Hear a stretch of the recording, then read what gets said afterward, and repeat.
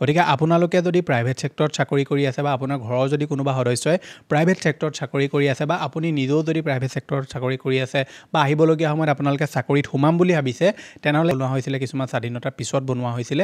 যিসমূহ নীতি নিয়ম 1900 চনৰ পৰা চলি আহিছিলে সেই নীতি নিয়মসমূহৰ এতিয়া চৰকাৰে হাল সলনি কৰি দিলে আপোনালোকে যদি প্ৰাইভেট সেক্টৰত বা গভৰ্ণমেণ্ট সেক্টৰত যদি আপোনালোকে চাকৰি কৰে বা আহিবলগীয়া সময়ত যদি আপোনালোকে প্ৰাইভেট সেক্টৰত সোমাম বুলি ভাবিছে বা গভৰ্ণমেণ্ট চাকৰি আপোনালোকে কৰিম বুলি ভাবিছে তেনেহ'লে আজিৰ এই ভিডিঅ'টো আপোনালোক সকলোৰে কাৰণে বহুত বেছি ইম্পৰ্টেণ্ট হ'ব ভাৰত চৰকাৰৰ যিখন শ্ৰম কানুন আছিলে সেই শ্ৰম কানুনখন তেওঁলোকে নৱেম্বৰ মাহত এতিয়া টোটেলি চেঞ্জ কৰি দিলে যিখন শ্ৰম কানুন 1900 চনতে বনোৱা হৈছিলে মানে 1900 ধৰি লওক কিছুমান নীতি নিয়ম ধৰি লওক স্বাধীনতাৰ আগতে বনোৱা হৈছিলে কিছুমান স্বাধীনতাৰ পিছত বনোৱা হৈছিলে যিসমূহ নীতি নিয়ম 1900 চনৰ পৰা চলি আহিছিলে সেই নীতি নিয়মসমূহৰ এতিয়া চৰকাৰে হাল সলনি কৰি দিলে গতিকে আপোনালোকে যদি প্ৰাইভেট সেক্টৰত চাকৰি কৰি আছে বা আপোনাৰ ঘৰৰ যদি কোনোবা সদস্যই প্ৰাইভেট সেক্টৰত চাকৰি কৰি আছে বা আপুনি নিজেও যদি প্ৰাইভেট সেক্টৰত চাকৰি কৰি আছে বা আহিবলগীয়া সময়ত আপোনালোকে চাকৰিত সোমাম বুলি ভাবিছে তেনেহ'লে এই নীতি নিয়মসমূহ বা এই হাল সলনি হোৱা নিয়মসমূহৰ বিষয়ে যদি আপোনালোকে নেজানে তেনেহ'লে আপুনি বহুতবিলাক এনেকুৱা সা সুবিধাৰ পৰা বঞ্চিত হৈ পৰিব যিখিনি আপুনি পোৱাটো এতিয়া মেণ্ডেটৰী হয় গতিকে আজিৰ এই ভিডিঅ'টোত আমি সম্পূৰ্ণ ডিটেইলছত আলোচনা কৰিম যে ভাৰত চৰকাৰে তেওঁলোকৰ যিখন শ্ৰম কানুন আছিলে এই শ্ৰম কানুনখনৰ কোনসমূহ নীতি নিয়ম এতিয়া সলনি কৰি দিলে এনেকৈ এইবোৰে এতিয়া প্ৰভাৱ পেলাব মানুহৰ ওপৰত সকলোখিনি কথা আপোনালোকে এই ভিডিঅ'টোৰ পৰা ডিটেইলছত জানিব পাৰিব গতিকে ভিডিঅ'টো সম্পূৰ্ণভাৱে প্ৰথমৰ পৰা শেষলৈকে চাব এতিয়ালৈকে আপুনি ভিডিঅ'টো যদি লাইক এটা কৰা নাই ফটাফট ভিডিঅ'টোত লাইক এটাও কৰি দিয়ক আৰু এই ভিডিঅ'টো আপোনালোকে হাইপ কৰি দিব যাতে সকলোৱে এই ভিডিঅ'টো চাবলৈ পায় আহক এতিয়া ভিডিঅ'টো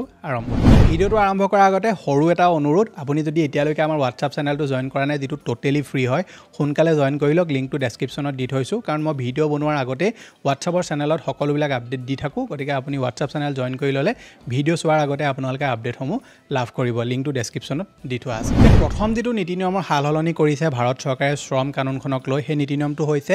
এপইণ্টমেণ্ট লেটাৰক লৈ এতিয়াৰ পৰা এনেকুৱা নহ'ব যে আপোনালোকে ধৰি লওক প্ৰাইভেট ছেক্টৰৰ কিবা চাকৰি এটাত সোমাম বুলি ভাবিছে আৰু আপোনাক তাৰ যিজন বছ হয় তেওঁ কৈ দিলে যে আপুনি কাইলৈৰ পৰা আমাক জইন কৰিব বা আপুনি অহা মাহৰ 1 তাৰিখৰ পৰা আমাক জইন কৰি ল'ব আপুনি তাৰ পৰা চাকৰিত সোমালে তেওঁলোকৰ কাম কৰিছে কোনোবা দিনা মন গ'ল আপোনাক সিহঁতি উলিয়াই পঠিয়াই দিলে আৰু কৈ দিলে যে কাইলৈৰ পৰা তুমি চাকৰিত আহিব নালাগে আপুনি যদি তেওঁলোকক ওলোটাই সোধে যে আমি কিয় নাহিম তেতিয়া যদি আপোনাক তেওঁলোকে কয় যে তোমাৰ ওচৰত কি এনেকুৱা প্ৰমাণ আছে যে তুমি আমাৰ আণ্ডাৰত কাম কৰিছিলা গতিকে এনেকুৱা ধৰণৰ বহুতবিলাক আমি খেলিমেলি হোৱা দেখিবলৈ পাওঁ গতিকে এতিয়া তেওঁলোকে ষ্ট্ৰিক্ট নিয়ম বান্ধি দিলে যে আপুনি যেনেকুৱা ক্ষেত্ৰতে চাকৰি কৰক প্ৰাইভেট ছেক্টৰ যেনেকুৱা ক্ষেত্ৰতে আপোনালোকে ছেক্টৰত চাকৰি কৰক আপোনালোকক এখন এপইণ্টমেণ্ট লেটাৰ দিয়াটো এতিয়া মেণ্ডেটৰী হয়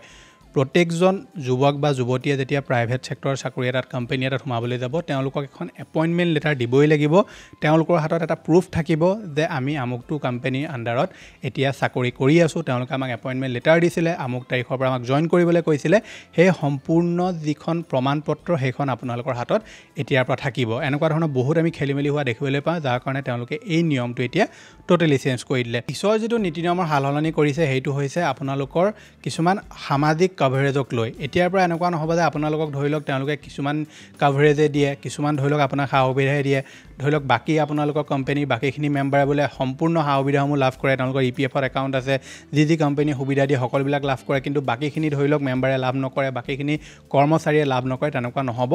সকলোবিলাক কভাৰেজ এতিয়া কোম্পানীৰ যিসকল সদস্য আছে তেওঁলোকক দিয়াটো এতিয়া বাধ্যতামূলক হ'ব তৃতীয়টো যিটো তেওঁলোকে এতিয়া নীতি নিয়মৰ সাল সলনি কৰিছে এতিয়াৰ পৰা আপোনালোকক এটাই নিজৰ মন মৰ্জিত আপোনাক দৰমহা এটা দিব নোৱাৰিব আপুনি ধৰি লওক কিবা কোম্পানী এটাত সোমাইছে বা সোমাম ভাবিছে আৰু সেই কোম্পানীটোৱে আপোনাক নিজৰ ইচ্ছামতে কিবা এটা দৰমহা দি ৰাখি থৈছে কাম খটুৱাই আছে 12 ঘণ্টা 13 ঘণ্টা 15 ঘণ্টা কাম কৰোৱাই আছে আৰু একদম আপোনালোকক সাধাৰণ কিবা এটা দৰমহা দি আছে তেনেকুৱা নহ'ব আপোনালোকক যিটো মিনিমাম চেলেৰি যিটো নীতি নিয়ম আছে সেই চেলেৰিটো আপোনালোকক দিব লাগিব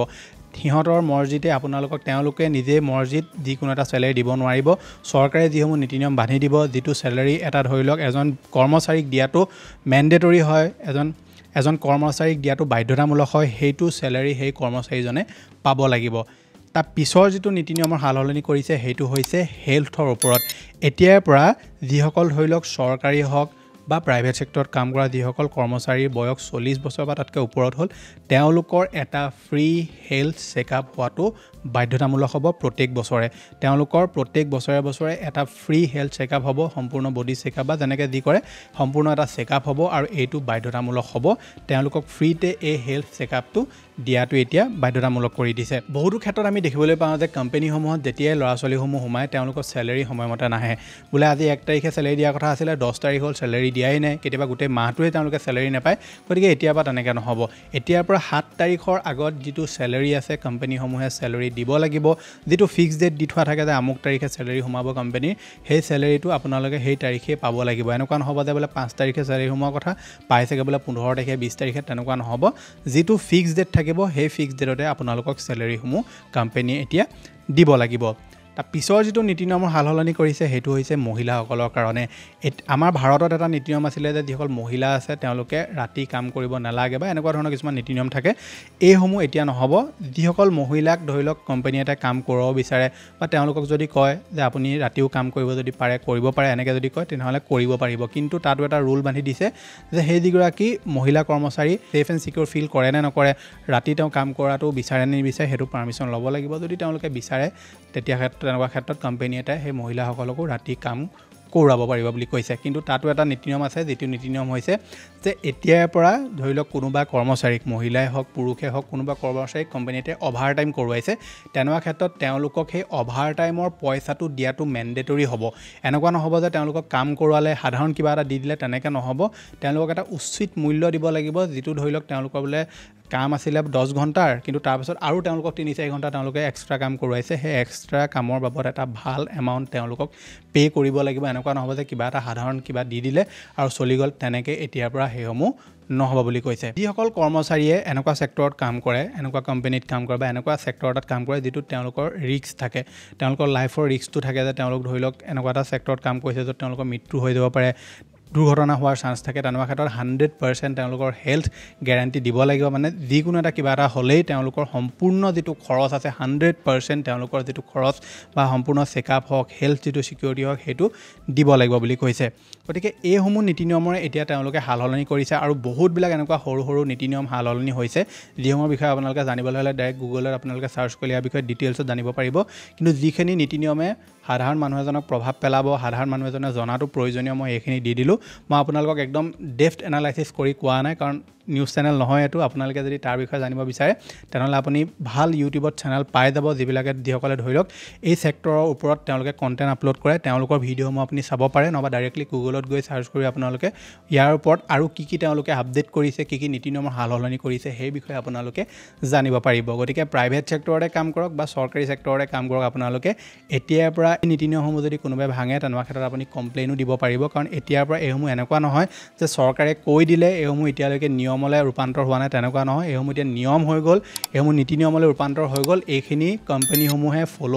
কৰিবই লাগিব গতিকে ভিডিঅ'টো যদি আপোনাৰ ভাল লাগিলে ভিডিঅ'টো লাইক কৰিব চেনেলটোলৈ যদি প্ৰথম আহিছিলে ছাবস্ক্ৰাইব কৰি ল'ব এনেকুৱা ধৰণৰ ইনফৰ্মেটিভ ভিডিঅ' ৰেগুলাৰ চাবৰ কাৰণে লগতে ভিডিঅ'টো আপুনি হাইপ কৰি দিব যাতে সকলোৱে এই ভিডিঅ'টো চাবলৈ পায় মই লগ পাম এটা নতুন ভিডিঅ'ত আজিলৈ ধন্যবাদ